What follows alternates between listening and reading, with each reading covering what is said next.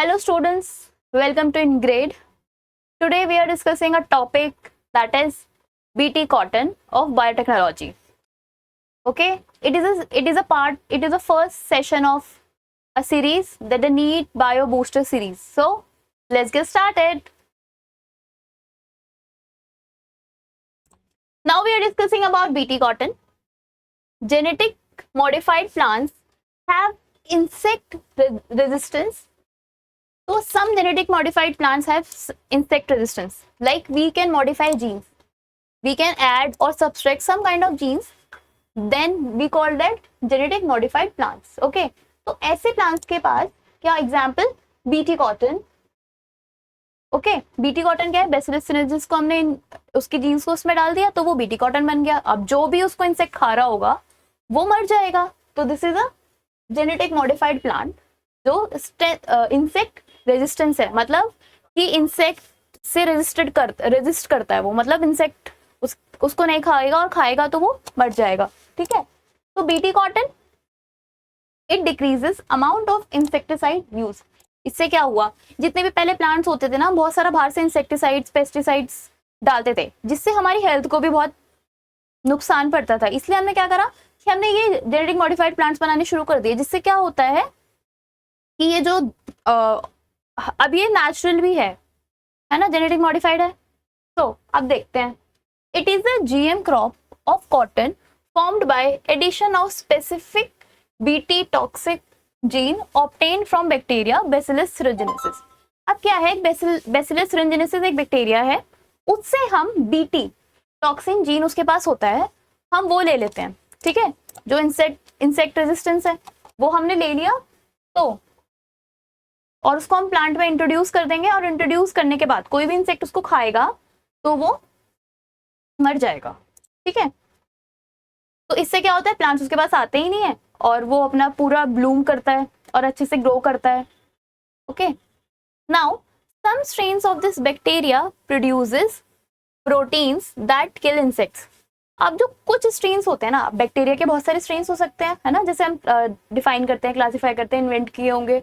वैसे ही बैक्टीरिया के बहुत सारे प्रोटीन स्ट्रेन्स हैं दैट किल इंसेक्ट, जो इंसेक्ट को किल करते हैं. और पर्टिकुलर किस इंसेक्ट को कौन सा स्ट्रेन मारेगा वो हम पढ़ेंगे. ठीक है. जैसे पहला है हमारा लेपिडोप्टेरन्स. ये किसको किल करता है? Tobacco budworm and army worm. दूसरा है कोलियोप्टेरन्स, जो किसको किल करते हैं? बीटल्स को. तीसरा है हमारे पास डायप्टेरिया, जो किसको किल करते हैं? फ्लाइज और मॉस्किटोज को. और ये जो हम बीटी कॉटन पढ़ रहे हैं, this is a very most important topic of NEET, so everyone can check it out. So you can score 3 questions or one or 2 questions from this topic. 1 question, so you can prepare from it. Okay. तो हमने क्या समझा, genetic modified plants है, वो insect resistance बनने के लिए क्या बैसिलस thuringiensis को इंट्रोड्यूस करते हैं उसके जीन्स को. और ये जैसे टोबैको बर्डवॉर्म और इन सबको ये स्पेसिफिक टाइप ऑफ जीन किल करता है. क्लियर है यहाँ तक? Now second one. अब मोड ऑफ एक्शन पढ़ लेते हैं कि अब ये जो बैक्टीरिया है, अब ये कैसे इंसेक्ट्स को किल कर रहा है, उसके जीन्स कैसे किल कर रहे हैं. हम प्लांट में इंट्रोड्यूस कर देते हैं तो वो कैसे किल करते हैं इंसेक्ट को, हम ये पढ़ते हैं. Now bacteria produces protein crystals. अब जो बैक्टीरिया है ना, मान लो दिस इज अ बैक्टीरिया, तो छोटे छोटे क्रिस्टल्स को प्रोड्यूस करता है स्पोर्स की स्टेज में. ठीक है. ये इसने स्पोर की स्टेज में स्टोर करा, स्पोर की स्टेज में से उसको रिलीज कर दिया. Now these crystal contains a toxic insecticidal protein. अब ये जो क्रिस्टल्स हैं, इनके अंदर एक टॉक्सिक इंसेक्टिसाइडल प्रोटीन होता है जो इंसेक्ट्स को मारता है. ऐसा प्रोटीन होता है. उस प्रोटीन को क्या कहते हैं? Try protein. क्या है हमारा? Try protein. अब ये ट्राई प्रोटीन क्या करता है, और इसको हम क्या करते हैं? बीटी टॉक्सिक भी बोल सकते हैं. और ये कैसी स्टेज में होता है? जब ये ट्राई प्रोटीन क्रिस्टल की फॉर्म में वो बैसिलस thuringiensis के अंदर होता है, बैक्टीरिया के अंदर होता है, तो कैसा होता है? ये प्रोटॉक्सिन होता है. प्रोटॉक्सिन मतलब इनएक्टिव स्टेज में, ये एक्टिव नहीं रहता. ठीक है. इनएक्टिव होता है. बट जब इंसेक्ट इसको खा लेता है, ये जीन्स को खा लेता है, तो होता क्या है? It convert into active toxin. तब ये उसके गट में जाके क्या हो जाता है? एक्टिव हो जाता है. क्योंकि गट का पीएच कैसा होता है, एल्कलाइन। ओके, तो ये एल्कलाइन मीडियम में ये क्या हो जाता है, सॉल्युबल हो जाता है। और ये इंसेक्ट में कैसे प्रेजेंट था, इंसेक्ट में नहीं, वो बैसिलस thuringiensis जो था बैक्टीरिया था उसमें कैसे प्रेजेंट था, वहां पे ये एसिडिक नेचर का होता है, इसलिए सॉल्युबलाइज नहीं हो पाता। जब इसको खा लिया इंसेक्ट ने तो वहां पे उसका एल्कलाइन पीएच है, तो एल्कलाइन पीएच में ये सॉल्युबल क्रिस्टल हो जाएगा, तो वहां पे घुल जाता है। तो उससे होता ये है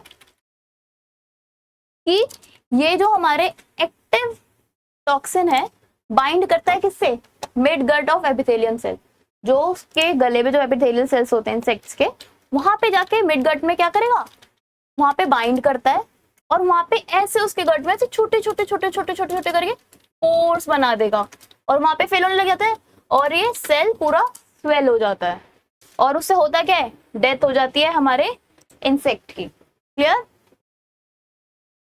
तो आपको क्लियर हुआ अभी यहाँ तक? अभी हम एक बार रिवाइज भी करेंगे इसको। अब कौन कौन से जीन्स इसके लिए रिस्पॉन्सिबल होते हैं, अब ये जो करता है कौन कराता है, क्राई प्रोटीन था तो क्राइजीन कराएगा इसको। अब ये क्राइजीन भी 3 तरीके के होते हैं, पहला क्या है क्राई 1AC और दूसरा क्या है क्राई 2AC। ये क्या करते हैं, किसको कंट्रोल करने के काम आते हैं, कंट्रोल कॉटन बोलवॉर्म। और दूसरा क्या है क्राई 1AB जो किसको कंट्रोल करने के काम आते हैं, कॉर्न बोरर। क्लियर? ये किसको कंट्रोल करते हैं, कॉर्न बोरर के लिए। तो अलग अलग जीन डालने पड़ेंगे अलग अलग प्लांट के अंदर, तो जो जिससे हमें डिजीज फ्री करना है जिसको प्लांट को, ठीक है, जिससे कि और वो आए उसके पास आए ही नहीं इंसेक्ट। ठीक है, फॉर्मेशन ऑफ बीटी कॉटन। अभी फॉर्मेशन ऑफ बीटी कॉटन कैसे होता है, हमने आइसोलेट करे बीटी टॉक्सिन जीन्स, हमने निकाले BT toxin gene bacillus thuringiensis के अंदर, जैसे कि क्राई 1AC या फिर क्राई 2AC। ठीक है, फिर हमने उसको ऐड कर दिया किसके अंदर, जेनेटिक मटेरियल कॉटन के, कॉटन प्लांट के जो जेनेटिक मटेरियल उसमें ऐड कर दिया, तो उसने क्या बना दिया, बीटी कॉटन। ऐसे ही हमारे बहुत सारे एग्जांपल्स हैं बीटी प्लांट के, जैसे कि BT corn, BT rice, BT tomato, BT potato and BT soybean. Okay, अभी हम क्या करते हैं, इसको क्विक रिवीजन भी कर लेते हैं एक बार।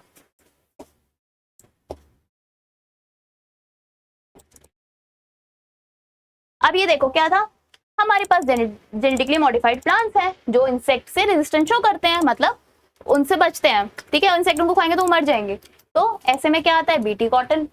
अब ये डिक्रीज कर देता है इंसेक्टिसाइड्स का यूज। अब हम इंसेक्टिसाइड यूज नहीं करते क्योंकि हम जीन्स का यूज करने लग गए हैं, इट्स मोर नेचुरल वे है ये। ठीक है, अब जीएम क्रॉप्स क्या है कॉटन के, जैसे it is a GM crop of cotton formed by addition of specific BT gene.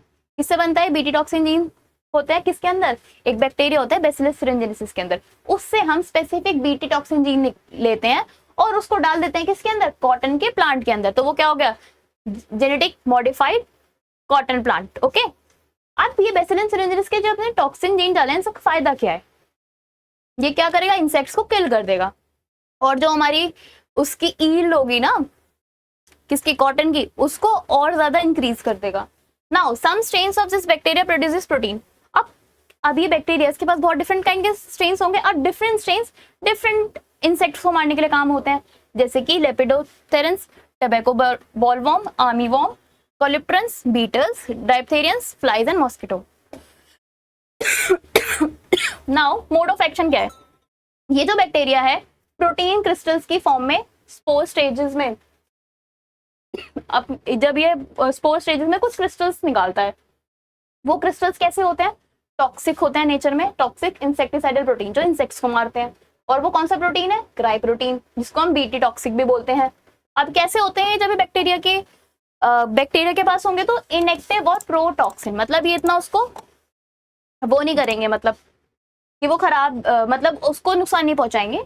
But जब ये इंसेक्ट्स इंजेस्ट कर लेते हैं, ये कन्वर्ट हो जाते हैं किसके अंदर, एक्टिव टॉक्सिन के अंदर, ड्यू टू एल्कलाइन पीएच। जो इंसेक्ट का गट है उसका कैसा पीएच है, एल्कलाइन, और जो बैक्टीरिया क्या था वो कैसा था, एसिडिक। तो ये एल्कलाइन पीएच में आके इंसेक्ट के अंदर सॉल्युबल होने स्टार्ट हो जाते हैं। फिर ये जो एक्टिव टॉक्सिन है ये बाइंड करता है उसके मिडगट के एपिथेलियम सेल्स के पास, उसके बाद वहां पे पोर्स बनाएगा और वहां पे स्वेलिंग स्टार्ट हो जाती है और इंसेक्ट की ऐसे डेथ हो जाती है। क्लियर? नाउ अब हम कुछ जीन्स देख लेते हैं, क्राई जीन्स, ठीक है, इसी के बीटी टॉक्सिन के, कि किस किस के लिए रिस्पॉन्सिबल है, किस किस इंसेक्ट पे वो वर्क करते हैं। जैसे क्राई 1AC, क्राई 2AC, ये किसको कंट्रोल करता है? कॉटन बॉलवॉर्म को। और क्राई 1AB कंट्रोल करता है कॉर्न बोरर को। Okay, formation of BT cotton. अब ये जो फॉर्मेशन है बीटी कॉटन का कैसे हो रहा है? हमने बीटी टॉक्सिन जीन्स निकाल दिए, क्राई 1AC या क्राई 2AC, अब उसको जेनेटिक मटेरियल ऑफ प्लांट के अंदर, कॉटन प्लांट के अंदर डाल दिया तो उसने बीटी कॉटन बना दिया। ऐसे ही हम बहुत सारे एग्जांपल्स ले सकते हैं, जैसे BT cotton, BT rice, BT tomato, BT potato and BT soybean.